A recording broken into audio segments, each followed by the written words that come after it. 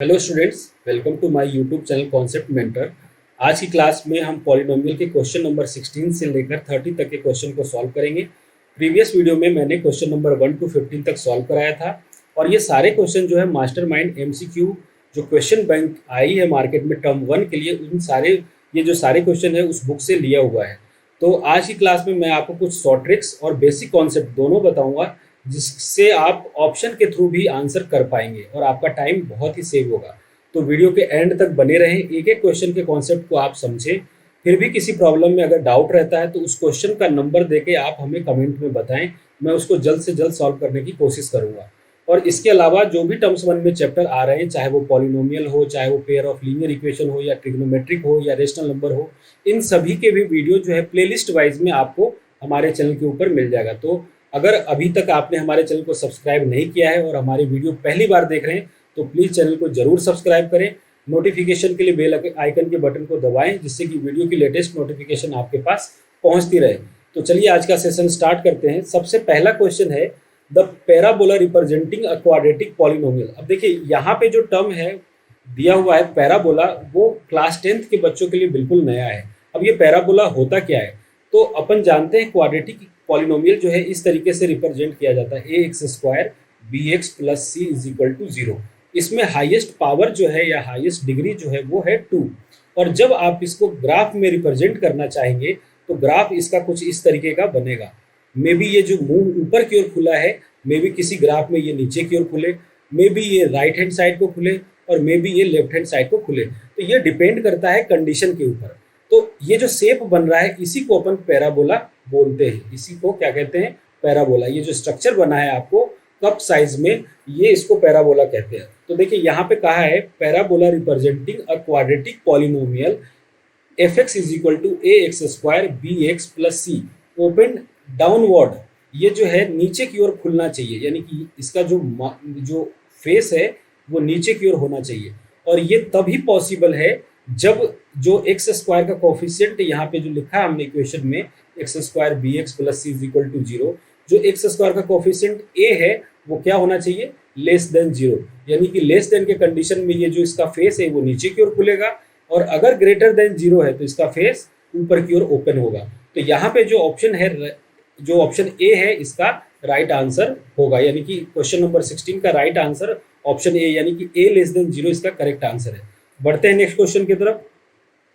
देखिए यहाँ पे कहा गया है कि maximum number of zero which a quadratic polynomial can have. कितने मैक्सिमम नंबर ऑफ जीरो हो सकते हैं? तो मैं थोड़ा सा इसको इंट्रोड्यूस कर देता हूँ कि अगर लीनियर इक्वेशन हो तो इसका जो हाईएस्ट पावर होता है वो हाईएस्ट पावर जो होता है वो 1 होता है, और जितना पावर होगा उतने ही जीरो होंगे। तो इसके जीरो कितने हो जाएंगे? वो भी 1 होंगे। अगर क्वाड्रेटिक पॉलिनोमियल है तो इसका हाईएस्ट पावर 2 होगा, और हाईएस्ट पावर 2 का मतलब इसके नंबर ऑफ जीरो भी 2 होंगे। अगर क्यूबिक पॉलिनोमियल है तो उसकी हाईएस्ट पावर 3 होगी, और अगर हाईएस्ट पावर 3 है तो उसके नंबर ऑफ जीरो भी कितने होंगे? 3 होंगे। तो इस तरीके से हम निकाल सकते हैं। तो यहाँ पे पूछा गया है कि maximum number of zero which is a quadratic polynomial can have. तो यानी क्वाड्रेटिक पॉलिनोमियल के पास जो मैक्सिमम जीरो होंगे वो क्या होगा? 2 होंगे। और ये होता है क्वाड्रेटिक पॉलिनोमियल का स्टैंडर्ड इक्वेशन। यहाँ हाईएस्ट पावर आपको 2 दिख रहा है, तो आप इसके 2 जीरो मैक्सिमम आप निकाल सकते हैं। तो ऑप्शन बी इसका करेक्ट आंसर हो जाएगा। बढ़ते हैं नेक्स्ट क्वेश्चन की तरफ। क्वेश्चन नंबर 18 दिया हुआ है, इफ द पैराबोला रिप्रेजेंटेड, इस तरीके से रिप्रेजेंट किया हुआ है, f of x is equal to a x square B x plus c cuts the x axis at 2 distinct point. ये कहीं पे एक्स एक्सिस को कट कर रहा है। मान लीजिए इस तरीके से पैराबोला बना है, हमें नहीं पता कि ये किस शेप में है, लेकिन हमने ऐसा अज्यूम करा है कि ये एक्स एक्सिस को ये 2 पॉइंट पे कट कर रहा है। Then the polynomial a x square B x plus c has, कितने रियल रूट्स होंगे, कितने रियल जीरो होंगे? रियल का मतलब ये नहीं होता कि पॉजिटिव नंबर ही हो। रियल का मतलब होता है कि नंबर कैसा भी हो, पॉजिटिव भी हो और नेगेटिव भी हो, लेकिन यहाँ पे इमेजनरी नंबर नहीं होना चाहिए। इमेजनरी का मतलब ये होता है कि रूट के अंदर कभी भी कोई माइनस में नहीं आए नंबर। इसको सॉल्व करने पर मे बी ये इस तरीके से भी कट कर सकता है, तो ये भी इसके रियल नंबर है। रियल नंबर में पॉजिटिव और नेगेटिव सारे नंबर आते हैं, तो मे बी इस तरीके से हो सकता है और मे बी ऐसा भी हो सकता है। तो ऐसे कंडीशन में अगर 2 पॉइंट पे कट कर रहा है तो इसके जो रियल जीरो होंगे वो कितने हो जाएंगे? 2, यानी कि करेक्ट आंसर इसका ऑप्शन ए इसका राइट आंसर होगा। नेक्स्ट क्वेश्चन की तरफ बढ़ते हैं। क्वेश्चन नंबर 19 दिया हुआ है कि find the zero of a quadratic polynomial. बहुत ही सिंपल सा इक्वेशन दिया हुआ है, y square minus 3y plus 2। देखिए यहाँ जो वेरिएबल है वो एक वेरिएबल है और वो कौन सा है, वो y है। वेरिएबल के रूप में यहाँ पे y प्रेजेंट है और ये क्वाड्रेटिक इक्वेशन दिया हुआ है y square minus 3y plus 2। अब ऐसे कंडीशन में जब भी क्वाड्रेटिक पॉलिनोमियल हो और आपको नंबर ऑफ जीरो फाइंड करना हो तो आपके पास एक बेस्ट तरीका है कि आप उसको मिडिल टर्म स्प्लिटिंग करें और सॉल्व करें। तो जब आप 2 को फैक्टराइज करेंगे तो एक नंबर आएगा 2 और दूसरा आएगा 1। इनको मल्टीप्लाई करने पर क्या आ रहा है, 2। और जब आप इसको ऐड करेंगे तो ऐड करने पर आएगा 3, यानी कि 2 को और 1 से ऐड करेंगे तो आएगा 3। अब देखिए किसी बच्चों को अगर मान लीजिए मिडिल टर्म स्प्लिटिंग में प्रॉब्लम है तो आप यहाँ से देखिए जो भी नंबर है यहाँ पे हमने फैक्टराइज किया और वो नंबर आया है 2 और 1 यहाँ पे फैक्टराइज करने पर, तो इनको मल्टीप्लाई करने पर 2 आ रहा है और ऐड करने पर 3 आ रहा है। लेकिन मिडिल वाले टर्म को आप यहाँ पे देखिए तो आपका साइन यहाँ पे देख रहे हैं कि ये माइनस का है और माइनस का 3 कब आएगा, जब माइनस का 2 और माइनस का 1 यहाँ पे हम लेंगे। तो यानी इक्वेशन जो बनेगा ये होगा y square minus 2y minus y plus 2 is equal to 0। आप देखिए पहले और दूसरे में जो कॉमन है वो आप सेपरेट कर लें, तो यहाँ से जब आप कॉमन लेंगे y तो इक्वेशन बनेगा y माइनस 2 और यहाँ से -1 कॉमन लेंगे तो ये भी इक्वेशन बनेगा y minus 2 is equal to 0। पूरे में देखिए y माइनस 2 कॉमन है तो ये y माइनस 2 आप जब बाहर निकालेंगे तो यहाँ बचेगा y और दूसरे में बचेगा 1 इज इक्वल टू 0। तो ऐसा सॉल्व करने से ये जो इक्वेशन आया है वो क्या आया है, y इज इक्वल टू 2 आया है और y इज इक्वल टू 1, यानी कि 2 और 1 ही इसका 0 है। ऑप्शन डी इसका करेक्ट आंसर होगा। अब देखिए अगर मान लीजिए किसी बच्चे को इसमें प्रॉब्लम है कि उसको मिडिल टर्म स्प्लिटिंग करना नहीं आता या कोई ऐसा नंबर आ गया जिसका मिडिल टर्म स्प्लिटिंग करने में प्रॉब्लम हो रहा है, तो उसको बाई ऑप्शन से चेक करने का तरीका ये है कि हमारे पास इक्वेशन दिया हुआ है y square minus 3y plus 2 is equal to 0। मान लीजिए हमने इस इक्वेशन को माना, अब इसके जीरो फाइंड करने हैं तो आप ऑप्शन के थ्रू भी चेक कर सकते हैं। जैसे मान लीजिए यहाँ पे करेक्ट ऑप्शन आया है डी और डी में वैल्यू कौन कौन से हैं, 1 और 2। अगर ये इसके जीरो हैं तो जब आप y की जगह पे 1 और y के जगह पे 2 रखेंगे, यानी पहले आप y की जगह 1 रख दीजिए और अगेन आपको y की जगह पे 2 रखना है। अगर दोनों कंडीशन में यानी कि y इज इक्वल टू 1 और 2 रखने पर अगर ये जीरो हो रहा है तो ये इसके जीरो होंगे। जैसे कि आप 1 रखें तो सबसे पहले हम पूरे इक्वेशन में y इज इक्वल टू 1 रखते हैं। जब y इज इक्वल टू 1 रखेंगे तो ये आएगा 1 का square minus 3 into 1 plus 2 is equal to 0। इसको सिंप्लीफाई करेंगे तो आएगा 1 माइनस 3 प्लस 2। देखिए ये 2 और ये 1 ये हो जाएगा 3 और माइनस का 3 ये क्या आ गया 0। सिमिलरली आप जब y इज इक्वल टू 2 रखेंगे तो 2 का स्क्वायर हो जाएगा यहाँ पे और ये माइनस 3 इंटू 2 होगा और प्लस का 2। सॉल्व करिए तो ये होगा 4 माइनस 3 2 जा 6 प्लस 2। इसको भी सिंप्लीफाई करेंगे तो क्या आ रहा है 0। यानी कि आपको क्या करना है, अगर मिडिल टर्म स्प्लिटिंग में प्रॉब्लम हो रही है तो आप जो नीचे गिवन ऑप्शन दिए हुए हैं उनके वैल्यू को रख के देख लीजिए, जिसमें 0 आ रहा है वही आपका आंसर होगा। तो इस तरीके से ऑप्शन डी जो है इस क्वेश्चन का करेक्ट आंसर हो जाएगा। बढ़ते हैं नेक्स्ट क्वेश्चन की तरफ। यहाँ पे दिया हुआ है question number 20, the zero of the quadratic polynomial x square 25x plus 156 are both positive both negative, one positive one negative cannot be determined। अब देखिए आपको यहाँ पे फैक्टराइज करने की नीड नहीं है, यहाँ पे दिया हुआ है x square plus 25x plus 156। अब आपको क्या करना है, यहाँ पे इनके कोफिशिएंट चेक करिए। जब आप इसको कंपेयर करेंगे A x square B x plus C से, तो ए की वैल्यू है यहाँ 1, बी की वैल्यू है 25 और सी की वैल्यू है 156।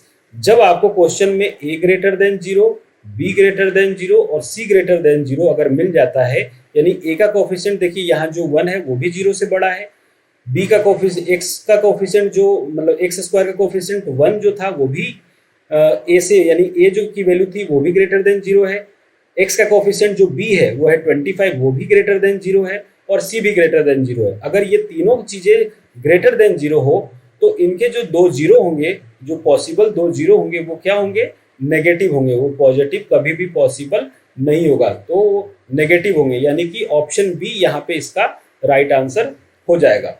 नेक्स्ट क्वेश्चन है, if one of the root, देखिए यहाँ पे दिया हुआ है कि 3x square plus 11x plus p अगर इसका एक रूट जो है रेसिप्रोकल है दूसरे का, तो वैल्यू ऑफ p क्या होगा। अब ये इक्वेशन आपको दिया हुआ है, तो हम ये जानते हैं कि किसी भी क्वाड्रेटिक इक्वेशन के दो जीरो होते हैं, A x square B x plus C के दो जीरो होते हैं। कौन सा, एक तो होता है अल्फा और दूसरा होता है बीटा, ये हम जानते हैं। इसमें एक कंडीशन और है कि अगर आप इन दोनों जीरो को ऐड करेंगे, यानी कि सम ऑफ जीरो की वैल्यू होती है वो माइनस बी बाई ए, और अल्फा इंटू बीटा की वैल्यू होती है सी बाई ए। ये दोनों वैल्यू आपको इस तरीके से गिवन है। अब देखिए यहाँ पे कंडीशन क्या कहा है कि कोई क्वाड्रेटिक पॉलिनोमियल है A x square B x plus C, जिसके दो जीरो हैं, एक हो गया अल्फा और दूसरा जीरो जो है ना वो इसी का रेसिप्रोकल है। रेसिप्रोकल का मतलब अगर ये अल्फा है तो दूसरा हो जाएगा वन बाई अल्फा। अब आपको पूछा गया है कि p की वैल्यू क्या होगी, तो आपको क्या करना है, प्रोडक्ट का फॉर्मूला आप यूज करें। तो प्रोडक्ट क्या होता है, प्रोडक्ट ऑफ जीरो यानी कि alpha into one by alpha is equal to C by A. C by A की वैल्यू अगर आप यहाँ पे देखें तो c है यहाँ पे p, और यहाँ पे b जो है वो है 11 और a जो है वो है 3। तो यहाँ पे c बाई ए का मतलब p बाई 3। अब अल्फा से अल्फा कैंसिल, तो यहाँ से p की वैल्यू जो है क्रॉस मल्टीप्लाई करने पर 3 आएगा, यानी कि ऑप्शन बी इस क्वेश्चन का राइट आंसर हो जाएगा। नेक्स्ट क्वेश्चन देखते हैं। देखिए क्वेश्चन नंबर 22 दिया हुआ है कि इफ सम ऑफ जीरो, ढंग से आपको पहले क्वेश्चन को अच्छे से पढ़ना है। Sum of zero of a quadratic polynomial K X square plus 4x plus K is equal to their product, ये इसका जो सम ऑफ जीरो है वो प्रोडक्ट के इक्वल है, देन द वैल्यू ऑफ क्या होगा। तो देखिए यहाँ पे जो क्वाड्रेटिक पॉलिनोमियल है वो लिख लेते हैं के X square 4x plus 3k, और इसके दो जीरो हम मान लेते हैं, कौन सा, एक मान लेते हैं अल्फा और दूसरा मान लेते हैं बीटा। अगर आप सम ऑफ जीरो निकालेंगे तो सम ऑफ जीरो का फॉर्मूला आता है माइनस बी बाई ए, जो क्या होगा माइनस 4 बाई के, ठीक है। और अल्फा इंटू बीटा का फॉर्मूला होता है सी बाई ए, जब सी बाई ए सॉल्व करेंगे तो ये आएगा 3k बाई के, 3k बाई के से के कैंसिल यानी कि 3 आएगा। अब ये कहा जा रहा है इसमें कि जो if the sum of zero का मतलब alpha plus beta of a quadratic polynomial is equal to their product, वो प्रोडक्ट के इक्वल है, यानी अल्फा इंटू बीटा के इक्वल है। तो आप इन दोनों को इक्वल रख दीजिए, तो ये आएगा माइनस 4 बाई के इज इक्वल टू 3, ठीक है। इसको सॉल्व करेंगे तो देखिए यहाँ से क्या आएगा, minus 4 is equal to 3k और k इज इक्वल टू आ जाएगा माइनस 4 बाई 3, यानी कि ये इसका वैल्यू है। हमने यहाँ पे इक्वल क्यों रखा है, क्योंकि ये कंडीशन दिया हुआ है कि जो प्रोडक्ट है वो सम ऑफ जीरो के इक्वल है। तो सम ऑफ जीरो की वैल्यू आई थी माइनस 4 बाई के और प्रोडक्ट की वैल्यू आई थी 3। दोनों को हमने रखा है, सॉल्व किया है, और सॉल्व करने पर k की जो वैल्यू आई है वो माइनस 4 बाई 3, यानी कि ऑप्शन डी जो है इस क्वेश्चन का राइट आंसर हो जाएगा। ऑप्शन डी इसका करेक्ट आंसर है। आई होप आपको समझ में आ रहा होगा। कोई भी प्रॉब्लम होता है आपको किसी भी क्वेश्चन में, तो आप प्लीज क्वेश्चन नंबर लिख के हमें कमेंट में बताएं, और अब मैं उसको कोशिश करूंगा जितना जल्द से जल्द आपको उसका रिप्लाई देकर उसको सॉल्व कर पाऊँ। नेक्स्ट क्वेश्चन है कि देखिए यहाँ दिया हुआ है एक्स स्क्वायर प्लस के एक्स प्लस के, ये दिया हुआ है, और के क्या है यहाँ पे ग्रेटर देन 0 है। तो कहा जा रहा है कि इस कंडीशन में क्या होगा, दोनों वैल्यू पॉजिटिव होंगे, दोनों वैल्यू नेगेटिव होंगे, आर ऑलवेज इक्वल या ऑलवेज अनइक्वल। अब देखिए आप समझिए इस चीज को, मैंने अभी प्रीवियस क्वेश्चन में लिखवाया था A x square B x plus C, और अगर A greater than 0, B greater than 0 और सी ग्रेटर देन 0 हो, तो इस केस में बोथ जीरो जो होंगे, जो दोनों जीरो होंगे वो क्या होंगे, नेगेटिव होंगे। दोनों जीरो क्या होंगे, नेगेटिव। तो आप यहाँ पे देखिए, यहाँ पे एक्स स्क्वायर का कोएफिशिएंट क्या है, वो भी प्लस में है, और जो x का कोएफिशिएंट है k वो भी प्लस में है, और यहाँ पे जो c की वैल्यू है k वो भी प्लस में, सारे ग्रेटर देन 0 है, 0 से बड़ा है। अब बड़ा होने के चलते इसके जो दोनों जीरो होंगे वो क्या होंगे, आर बोथ नेगेटिव, यानी कि इसके दोनों जीरो जो होंगे वो नेगेटिव यहाँ पर होंगे, यानी कि ऑप्शन बी जो है इसका राइट आंसर है। बहुत ही बेसिक सा चीज है, आप इसको ढंग से समझना है बस, और समझने के बाद आप एक बार इस चीज को अच्छे से लर्न कर लेंगे कि क्या कंडीशन होता है कि दोनों जीरो पॉजिटिव होंगे या नेगेटिव होंगे, तो आपको ये सारा चीज क्लियर हो जाएगा। नेक्स्ट क्वेश्चन है question number 24, if the zero of polynomial, देखिए यहाँ दिया हुआ है x cube plus x square minus 9x minus 9, ये क्यूबिक पॉलिनोमियल दिया हुआ है। और इसके 2 जीरो, इसके वैसे 3 जीरो पॉसिबल हैं। कौन कौन से? एक तो है अल्फा, एक है बीटा और दूसरा है गामा। तो इसके 2 जीरो, अल्फा कितना दिया हुआ है 3, बीटा कितना दिया हुआ है -3 और गामा आपसे पूछा जा रहा है। तो आप ये जानते हैं कि alpha plus beta plus gamma जो होता है वो -b/a, alpha into beta, beta into gamma और गामा इंटू अल्फा जो होता है वो होता है c/a और alpha into beta into gamma जो होता है वो होता है -d/a। ये होता है हमारा फॉर्मूला। अब हमें निकालना है थर्ड जीरो और 2 जीरो यहाँ पे अल्फा बीटा दिया हुआ है, तो हम तीसरा इक्वेशन लेंगे। पहले और दूसरे में सॉल्व करने में बहुत प्रॉब्लम होगी, तो आप तीसरा इक्वेशन ले लीजिए।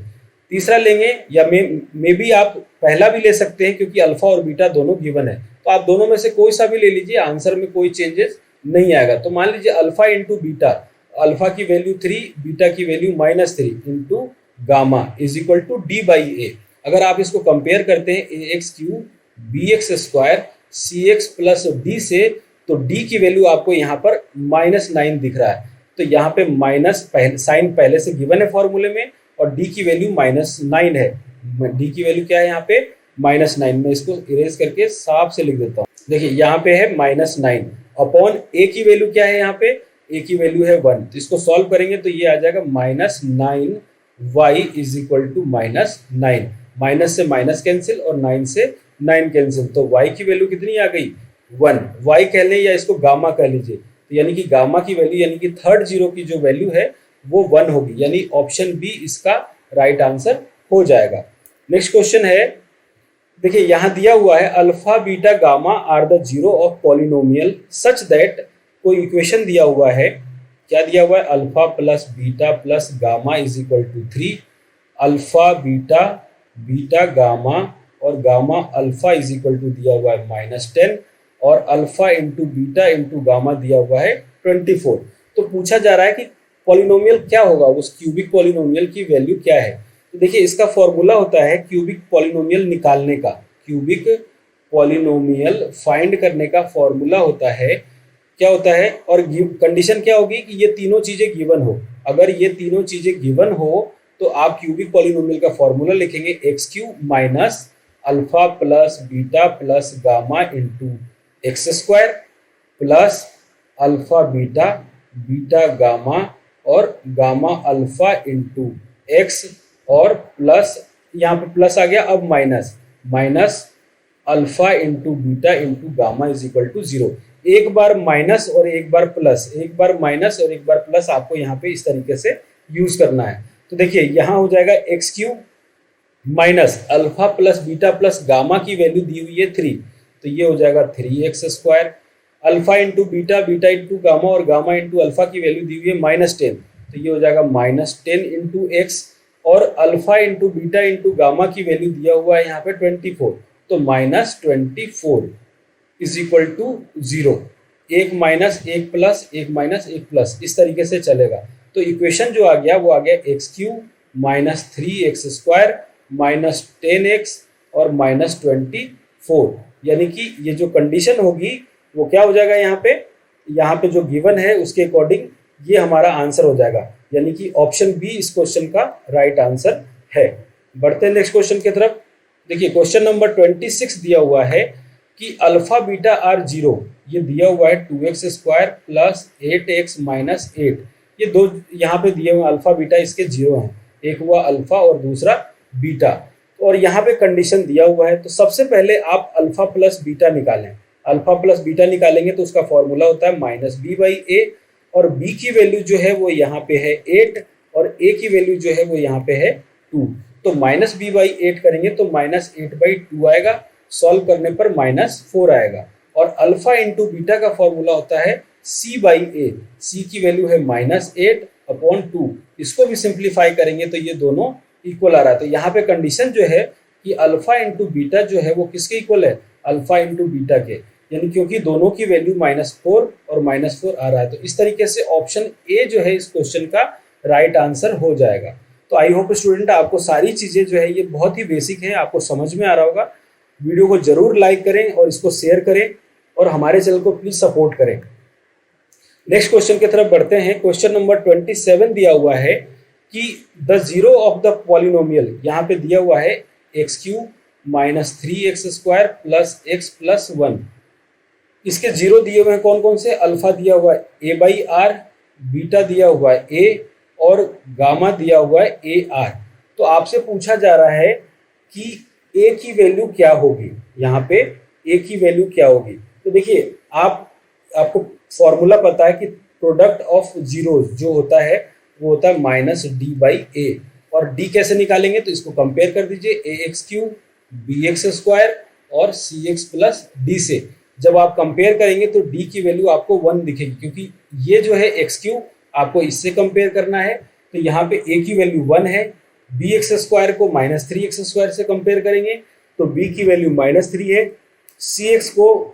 cx में जो c है उसको x से कंपेयर करेंगे तो c की वैल्यू 1 है और d की वैल्यू भी 1 है।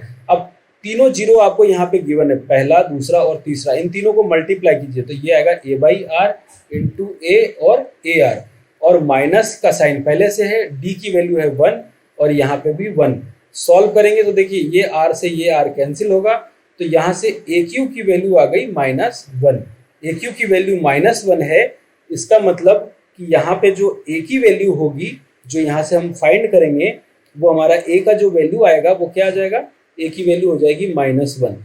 तो देखिए यहाँ पे a = -1 जो आया है वो इस क्वेश्चन का राइट आंसर हो जाएगा, यानी कि ऑप्शन बी इस क्वेश्चन का करेक्ट आंसर है। अब बढ़ते हैं नेक्स्ट क्वेश्चन की तरफ। क्वेश्चन नंबर 28 दिया हुआ है कि the product of the zero of the polynomial, देखिए यहाँ पे दिया हुआ है dx³ plus cx² plus bx plus a। इसको कंपेयर कर दीजिए आप इससे ax³ bx² और cx प्लस d से, इसको कंपेयर करिएगा तो प्रोडक्ट ऑफ जीरो पूछा गया है। तो आपको पता है कि प्रोडक्ट ऑफ जीरो का फॉर्मूला होता है alpha into beta into gamma = -d/a। जब आप यहाँ पे फॉर्मूला लगाएंगे तो alpha into beta into gamma बराबर हो जाएगा -a/d। रीजन, क्योंकि यहाँ पे जब आप इसको कंपेयर करेंगे इससे तो d की वैल्यू है a की वैल्यू है d, b की वैल्यू है c और c की वैल्यू है b। तो यहाँ पे जो आंसर होगा alpha into beta into gamma का वो -a/d, यानी कि ऑप्शन डी जो है इस क्वेश्चन का राइट आंसर हो जाएगा। नेक्स्ट क्वेश्चन है question number 29। If the sum of zero of the polynomial is 6 तो देन वैल्यू ऑफ k। यहाँ पे दिया हुआ है कि सम ऑफ जीरो यानी कि alpha plus beta plus gamma की वैल्यू जो है वो 6 दिया हुआ है। तो आप ये देखें कि alpha plus beta plus gamma की वैल्यू क्या होती है? -b/a, और इक्वेशन क्या दिया हुआ है? 2x³ - 3kx² प्लस 4x - 5, और इसके 3 जीरो जो होंगे वो होंगे अल्फा, बीटा और गामा। ठीक है, अब आप इसको अगर कंपेयर करेंगे इससे ax³ plus bx² plus cx plus d से, तो d की वैल्यू ये हो जाएगी, c की वैल्यू ये हो जाएगी, b की वैल्यू ये पूरा होगा और a की वैल्यू 2 हो जाएगा। तो यहाँ से जब आप फाइंड करेंगे तो यहाँ दिया हुआ है कि सम ऑफ जीरो जो है क्वाड्रेटिक पॉलिनोमियल का वो कितना है? 6 है। तो alpha plus beta plus gamma = 6 लिखते हैं, और b की वैल्यू देखिए माइनस का साइन पहले से है, और यहाँ पे b की वैल्यू जो है वो है -3k और अपॉन a की वैल्यू है 2। जब आप इसको सिंप्लीफाई करेंगे तो 6 = 3k/2 आएगा, 3 2 जा 6, तो यहाँ से k की वैल्यू जो है वो 4 आ जाएगा, यानी कि ऑप्शन बी जो है इस क्वेश्चन का राइट आंसर हो जाएगा। नेक्स्ट क्वेश्चन की तरफ बढ़ते हैं। देखिए यहाँ पे दिया हुआ है sum and product of zero of a quadratic polynomial are 0 and -3, 0 और √3, यानी कि सम ऑफ जीरो का मतलब अल्फा प्लस बीटा आपको दिया हुआ है 0 और अल्फा इंटू बीटा = दिया हुआ है √3, और आपसे पूछा जा रहा है कि क्वाड्रेटिक पॉलिनोमियल क्या होगा। तो देखिए किसी भी क्वाड्रेटिक पॉलिनोमियल का जैसे स्टैंडर्ड इक्वेशन होता है ax² bx प्लस c = 0, जिसके 2 जीरो कौन कौन से हैं? अल्फा और बीटा। अगर मान लीजिए आपको गिवन हो, क्या क्या गिवन है? अल्फा प्लस बीटा गिवन है और अल्फा इंटू बीटा दोनों आपको गिवन है। यहाँ पे ये दोनों अगर वैल्यू गिवन है तो क्वाड्रेटिक पॉलिनोमियल का जो फॉर्मूला होता है, मैं यहाँ पे लिख देता हूँ, क्वाड्रेटिक पॉलिनोमियल का जो फॉर्मूला होता है वो होता है x² minus alpha plus beta into x plus alpha into beta is equal to 0। बस इस फॉर्मूले में आपको यहाँ पे वैल्यू रखना है। तो ये क्या हो जाएगा, x square minus alpha plus beta की वैल्यू 0 है तो 0 into x plus alpha into beta की वैल्यू √3 है इज इक्वल टू 0। तो इसको जब सिंप्लीफाई करेंगे तो एक्स स्क्वायर प्लस √3 जो है इसका आंसर हो जाएगा। ये ही है आपका क्वाड्रेटिक पॉलिनोमियल। तो यानी कि x square plus √3 is equal to 0, option B जो है इस क्वेश्चन का राइट आंसर हो जाएगा। तो स्टूडेंट्स, इस तरीके से हमने आज की क्लास में 15 to 30 तक क्वेश्चन नंबर को सॉल्व किया है। मुश्किल से 2-3 क्वेश्चन जो हैं वो थोड़े से डिफरेंट है, बाकी सारे जो है वो एक ही बेसिक कॉन्सेप्ट पर मतलब उसी पे डिपेंड कर रहा है। तो आप यहाँ तक के पार्ट को अच्छे से पढ़ें। किसी भी स्टूडेंट को कोई भी प्रॉब्लम आता है तो प्लीज़ हमें अपना जो प्रॉब्लम है वो कमेंट बॉक्स में बताएं।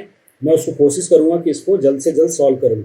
नेक्स्ट क्लास में जो है हम 31 से लेकर 45 तक के क्वेश्चन को सॉल्व करेंगे, जिसके अंदर मतलब एक आप ये मान के चलिए कि 50 के बाद जो है, यानी क्वेश्चन नंबर 50 के बाद जो है वो बहुत ही स्टैंडर्ड के क्वेश्चन आने वाले हैं और उनको मैं शॉर्ट तरीके से सॉल्व करना बताऊंगा।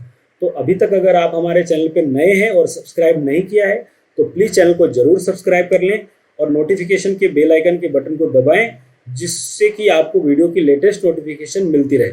तो ठीक है स्टूडेंट्स, मिलते हैं फिर नेक्स्ट क्लास में। तब तक आप अपना ध्यान रखें। All the best.